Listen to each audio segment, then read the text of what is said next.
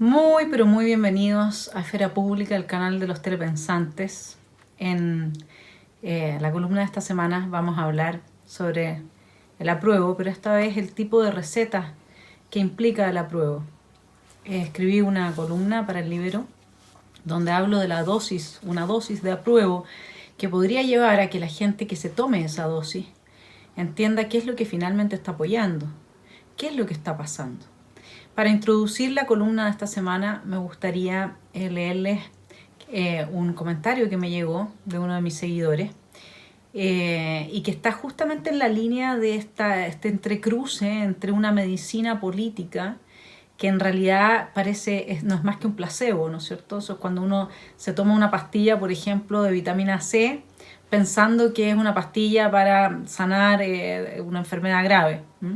Y evidentemente que no va a pasar nada. Ahora luego podría tener un efecto placebo y en la mente de la persona decir, bueno, pero mira, me duele menos ahora, qué sé yo, el tumor que tengo localizado en la espalda, ¿no? Gracias a la vitamina C. Y ese tipo de situaciones pasan en la psicología del ser humano y evidentemente que algo de eso hay también muy fuertemente con el tema de la Constitución en quienes creen que aprobando, pero sin tomar en consideración las consecuencias, es decir, desde, como lo hemos hablado antes, una moral deontológica basada en principios, en ideales, que no es criticable, digamos eso, si el problema es que en política lo que importa es la moral de la responsabilidad. Entonces me gustaría leerles el comentario que me envió este seguidor y de ahí entrar de lleno a entender qué es esta receta del apruebo, profundizando algunas dosis que le van a permitir a quien vea este video repensar si es que realmente quiere votar apruebo o no. Estimada Vanessa, soy un seguidor tuyo y de la familia Kaiser en general. Con el libro de tu hermano, La miseria del intervencionismo, fui vacunado contra el colectivismo izquierdista del 2011. Mi generación sin duda tiene muchas falencias que he notado, pero quería proponerte un tema que con tu bagaje filosófico puedas darle más contenido del que pueda darle un aficionado como yo, que creo refleja en parte lo que sucede en estos tiempos. Para contextualizar, este es un joven que estudia medicina, ¿sí? No quiero como dar los datos muy específicos, sino que más generales, estudia medicina y dice, en el último tiempo me ha tocado participar de múltiples cirugías plásticas y he interactuado con quienes desean realizárselas. Casi instintivamente y sin ser consciente a cabalidad del por qué, me ha generado una contratransferencia difícil de explicar. Quienes vienen a su primera cirugía vienen tímidas e ilusionadas. Habitualmente, quienes vienen por su segunda cirugía o tercera ya se ven perturbadas de alguna manera. Y quienes vienen por la enésima cirugía tienen los célebres crazy eyes, ojos locos, ¿no? De How I Met Your Mother, con personalidades que se ven ya quebradas. No había logrado definir qué era lo que sucedía hasta el 18 de septiembre. Esta es mi tesis. Quienes se realizan una cirugía plástica son personas cuyas vidas son miserables en algún sentido. Personas que sienten que si tan solo mi nariz fuera más respingada, o si tan solo tuviera una quijada más de esta forma, si tan solo mis pechos fueran menos pequeños, entre otras infinitas posibilidades, mi vida sería menos miserable. Esta es la tesis de él, ¿no? Y quienes vienen por primera vez vienen esperanzados, dice. Quienes vienen por tercera vez vienen con menos expectativas, pero con la confianza de que esta vez sí que sí.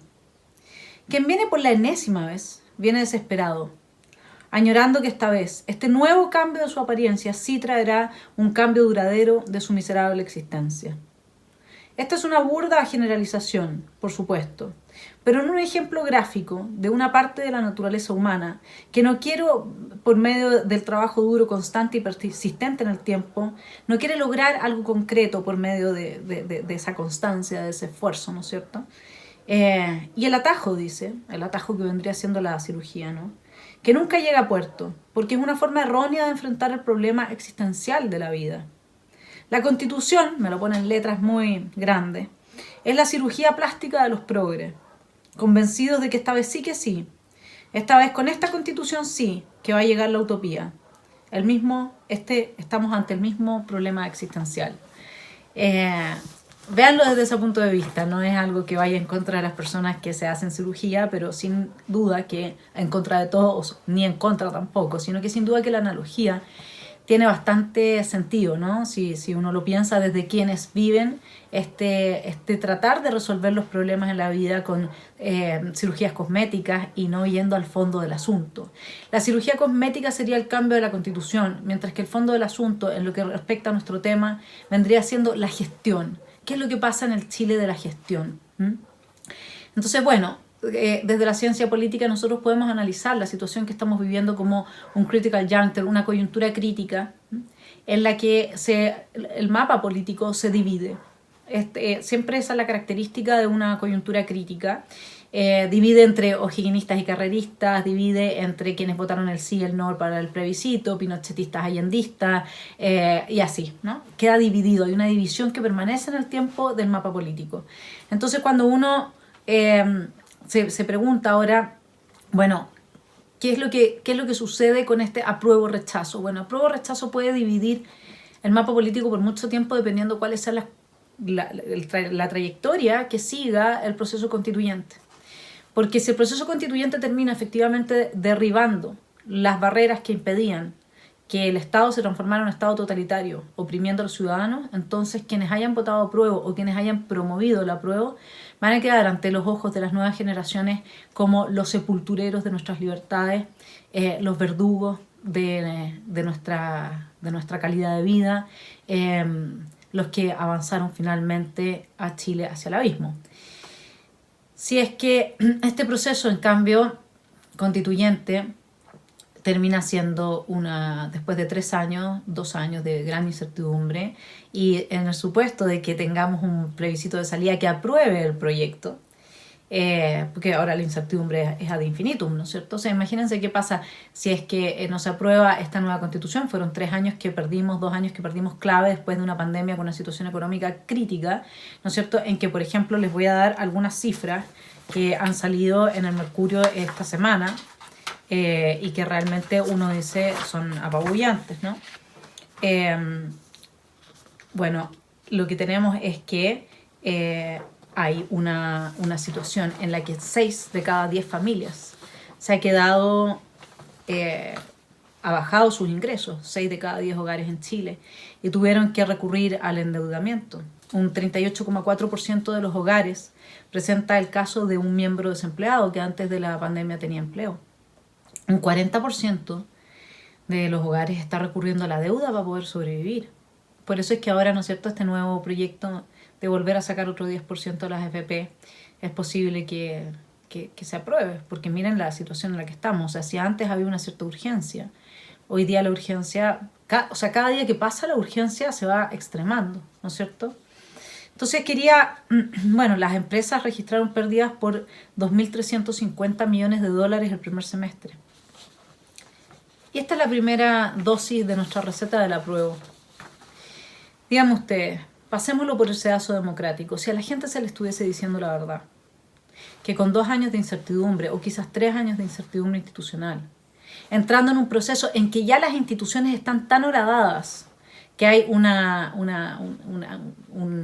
quiebre absoluto respecto de lo que tradicionalmente venía siendo el funcionamiento de organismos como Contraloría de la República, ¿no es cierto?, que ahora se están metiendo en carabineros, o fiscalías que ahora se están metiendo en temas que tienen que ver con pandemia, a través de la acusación constitucional contra Mañalich, gente que queda libre de la primera línea, que hackearon, ¿no es cierto?, todos los sistemas de seguridad de carabineros y les dieron un par de meses de libertad, pero firmando una vez a la semana en la comisaría.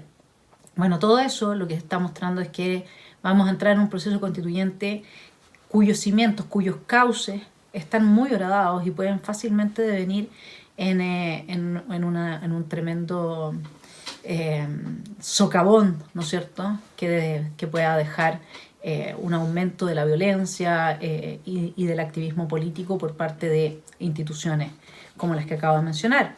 Entonces, la primera situación que uno tendría que preguntarse es, a usted, chilena, chileno, dígame una cosa. Si yo le planteo que estos 2-3 años de incertidumbre es muy probable, es casi seguro, que terminen frenando cualquier posibilidad de inversión económica en Chile, es decir, la creación del empleo y el crecimiento económico, es decir, hambre, pobreza. ¿Usted va a votar apruebo o rechazo? Si usted lo ve, eso. Si nos salimos del marco de las quimeras. Y yo le digo que así funcionan los países y las economías.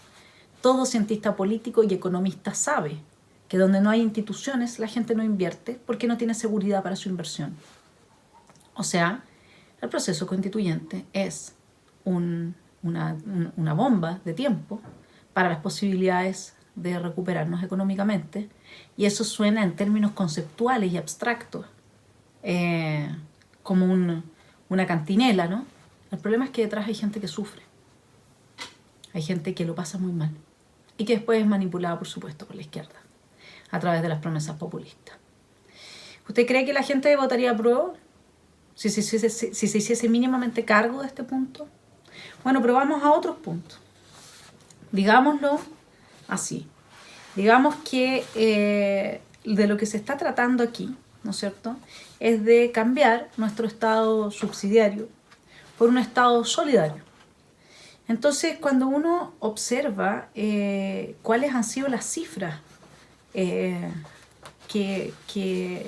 han sostenido al Estado en los últimos 10 años. Bueno, fíjense, esta es una columna de opinión que salió en el Diario Financiero, donde se habla de las cifras del Estado entre 2008 y 2018. Dice, en 1995 el Ministerio de Salud tenía 67.000 funcionarios. 1995, 67.000 funcionarios. En 2005 esa cifra subió a 81.000. Y a fines de 2018 ya era de 175.000. O sea, pasamos de 67.000 a 175.000. ¿Y qué pasa con la salud? Derecho, por lo demás, garantizado en la Constitución. La gente se muere en las colas de espera. Y ahora uno se pregunta, ¿vamos a aumentar la cantidad de funcionarios?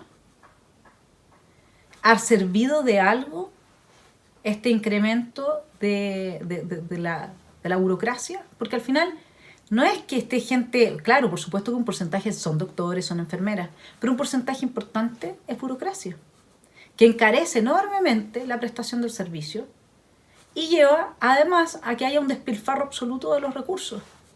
Una persona que llega a una clínica, se hace un examen, lo mandan donde el especialista y esos exámenes llegan a la oficina del especialista, aunque esté en otro hospital, en otra clínica, ¿no es cierto?, en otro establecimiento.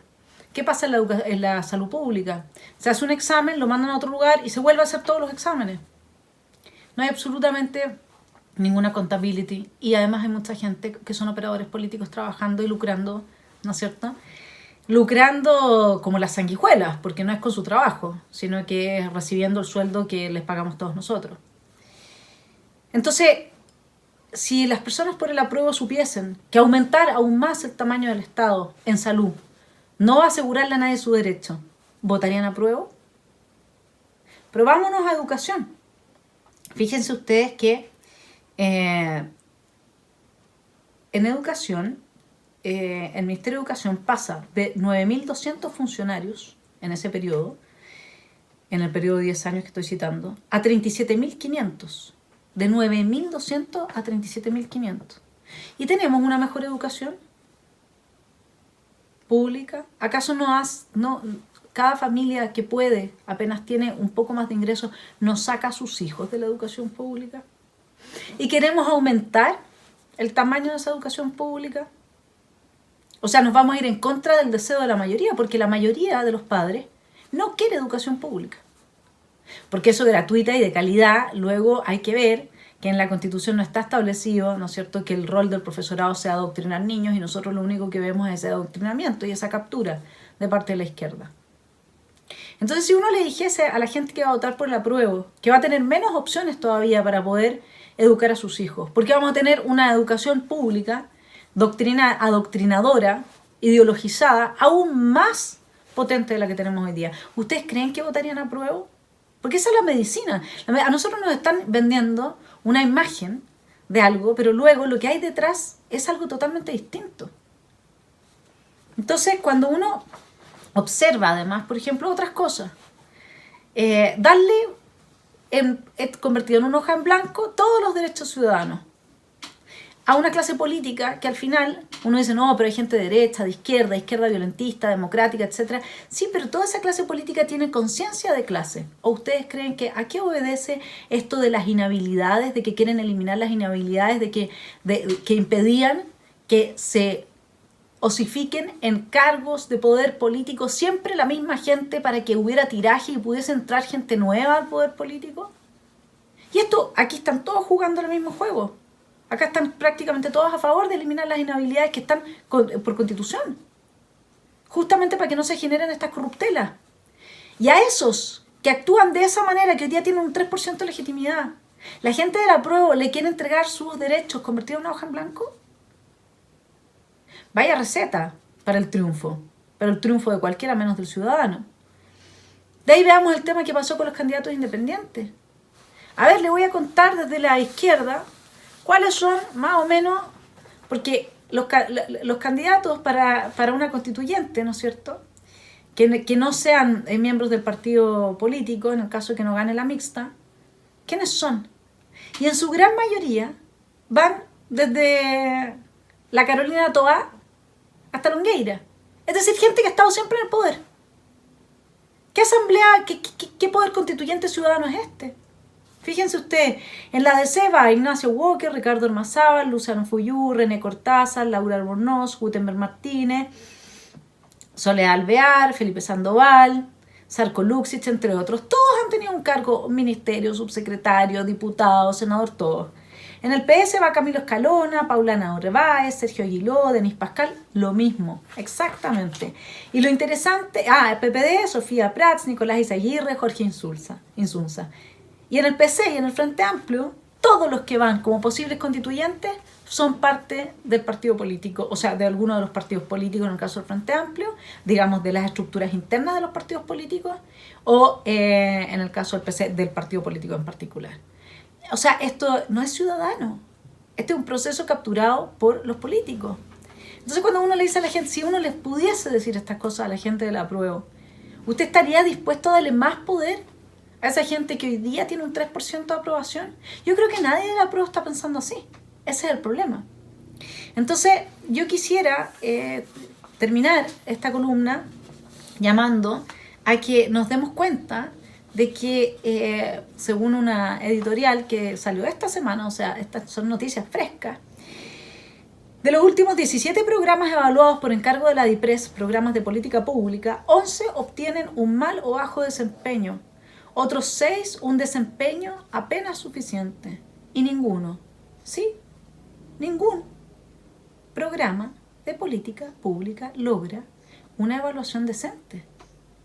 Entonces, cuando nosotros tenemos esto y queremos votar apruebo para cambiar el Estado subsidiario, cuyo fin es ayudar a los más pobres, por uno solidario, donde a todos nos llegue y se reparta la torta por igual a todos, digamos, no que se focalice en la gente más pobre, en realidad lo que nosotros estamos aprobando es un Estado gigantesco, donde al final los operadores políticos viven de quienes trabajan y se esfuerzan por salir adelante. Así es que ojalá que se entienda que acá hay mucho en juego y que le pongamos emoción y vehemencia cuando defendemos estas ideas. Quedé con una muy cercana amiga, a quien quiero mucho, que me apoya con todos sus comentarios diariamente, de terminar mi columna de hoy explicando mi forma en la entrevista que se me hizo en Sin Censura. Quiero que se entienda, porque a la derecha le cuesta mucho entender esto. ¿Por qué la gente vota de izquierda si es que esa izquierda lo que hace es promover la destrucción de las economías, la destrucción de las democracias y por lo tanto lo que hace es destruir la vida de sus votantes? Bueno, la mayor parte de las personas funcionamos, cual más, cual menos, mucho más con el sistema límbico que con el lóbulo frontal. Eso significa que cuando apelan a nuestras emociones nosotros reaccionamos rápidamente.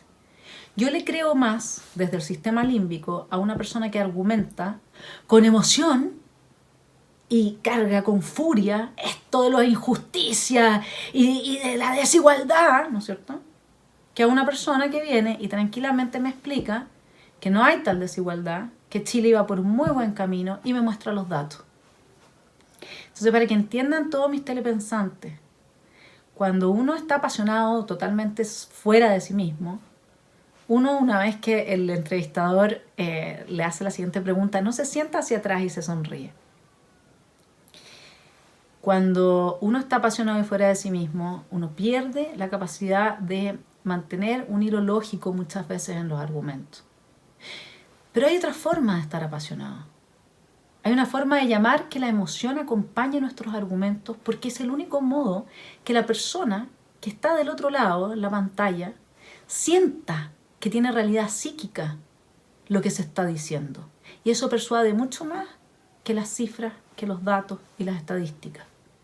Entonces, para que no critiquen a quienes hacen uso de la emoción desde el sector de la derecha, para empezar a llegar también a los corazones de las personas que sienten, votan de guata, lo hacen de guata, ¿sí?, que sienten que entonces si alguien defiende con tanta justicia, con tanta vehemencia, con tanta pasión, que no es justo que los burócratas vivan de nosotros, que no es justo todo este proceso para aumentar el poder de una clase política que al final, de izquierda a derecha, muchas veces, no todos, pero muchas veces terminan actuando juntos en pos de sus intereses. Para despertar esa sensación de injusticia, de que están violando nuestras libertades, de que nos están violando nuestros derechos, no sacamos nada con traer solamente cifras. Es necesario poner guata y corazón. Eso la izquierda lo sabe muy bien, por eso nos gana prácticamente en todo. Así es que es hora de que lo recuperemos, de que recuperemos esa válida sensación de justicia y de injusticia y de poner un límite al otro, también con la emoción. Los dejo invitados a reflexionar sobre este punto. Gracias a quienes me apoyan por Patreon. Espero que tengan una muy buena semana.